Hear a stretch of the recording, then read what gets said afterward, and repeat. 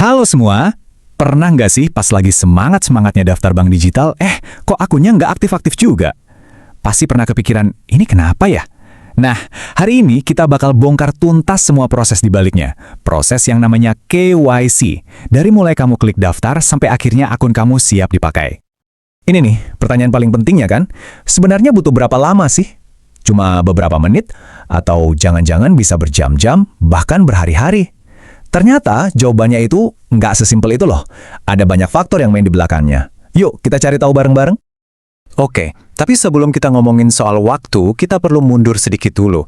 Kita harus paham dulu apa sih sebenarnya proses KYC itu, kenapa bank repot-repot banget perlu kenalan sama kita. Ini penting loh buat bank dan juga buat kita sebagai nasabah. Jadi, KYC itu singkatan dari Know Your Customer atau kenali nasabah Anda. Gampangnya, ini tuh prosedur wajib dari regulator. Tujuannya ada dua dan dua-duanya krusial banget. Satu, buat melindungi akun kamu dari penipuan. Dua, buat mastiin bank nggak disalahgunain buat hal-hal ilegal, kayak pencucian uang. Anggap aja ini kayak satpam super canggih di pintu depan akun digital kamu. Nah, bagian bagusnya nih, peran kita sebagai pendaftar di sini tuh sebenarnya gampang banget loh. Cuma ada dua langkah utama yang perlu kita lakuin, dan kalau bener, prosesnya bisa cepet. Yang pertama, siapin dokumen identitas kamu. Kalau WNI ya KTP, kalau WNA bisa pakai paspor atau kitas. Kuncinya di sini satu, fotonya harus super jelas, nggak boleh buram sama sekali. Terus yang kedua, ikutin aja instruksi buat verifikasi wajah atau selfie. Biasanya kan disuruh lihat lurus, kedip, atau nengok sedikit. Udah gitu doang, simpel banget kan? Oke, setelah kita klik kirim, nah, disinilah bagian serunya dimulai. Bagian yang kita nggak lihat. Apa sih yang sebenarnya dilakuin sama bank di belakang layar? Yuk, kita ngintip sedikit prosesnya. Begitu data masuk, sistem canggih mereka langsung kerja. Ada AI yang nge-scan selfie kamu dan langsung dicocokin sama foto di KTP. Nggak cuma itu. Data kamu juga langsung ditembak ke database pemerintah, kayak Dukcapil, buat mastiin datanya valid. Bahkan, nama kamu juga dicek di daftar hitam keuangan buat lihat ada rekam jejak fraud atau enggak. Semua proses ribet ini terjadi cuma dalam hitungan detik atau menit. Keren banget kan teknologinya?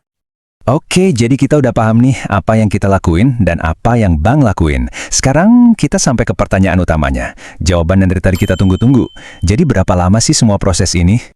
Ini dia jawabannya. Ada dua skenario. Kalau semua data kamu mulus, jelas, dan lolos verifikasi otomatis, akun kamu bisa aktif cuma dalam 5-30 menit aja. Cepet banget. Tapi kalau ada satu aja data yang nyangkut dan butuh dicek manual sama orang, nah ini bisa makan waktu lebih lama, antara 1-3 hari kerja. Wah, bedanya jauh banget ya. Dari cuma hitungan menit bisa jadi berhari-hari.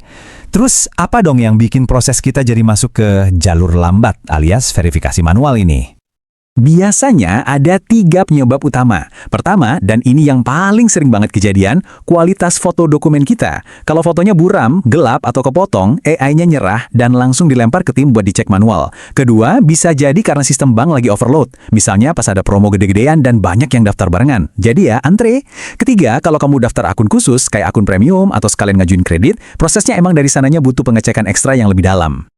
Tapi pastinya kita semua pengennya yang jalur ekspres kan? Yang cuma hitungan menit. Tenang, ada kok tips-tipsnya biar pendaftaran kita ini lancar jaya di jalur otomatis. Anggap aja ini contekan atau checklist anti gagal KYC dari kita. Pertama, pakai dokumen asli. Jangan hasil fotokopian apalagi yang udah lecek. Kedua, pas selfie cari cahaya yang bagus, jangan di tempat gelap, dan pastiin muka kamu kelihatan jelas, nggak ketutupan apa-apa. Ketiga, pastiin koneksi internet lagi stabil pas upload data. Dan yang terakhir, ini penting banget. Pastiin data yang kamu ketik itu sama persis titik komanya sama yang ada di KTP. Nanti setelah semua proses itu, kamu pasti dapat notifikasi. Hasilnya cuma 2 kok.